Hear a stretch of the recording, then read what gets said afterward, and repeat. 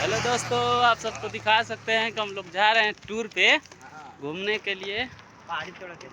ये पहाड़ी सब है और पीछे ये टूर वाले हैं और एक ये बैग लेके जा रहे हैं। थोड़ा देख लो इधरिया पिकनिक मनाएंगे।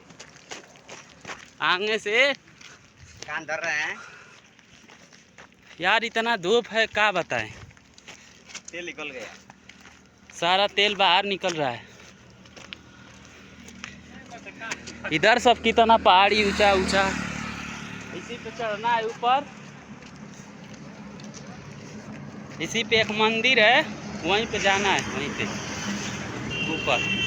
और इधर से घूमते हुए जाएंगे, इधर से ऐसे।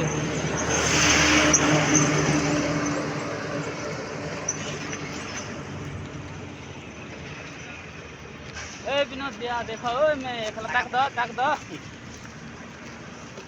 ठीक है। Okay bye.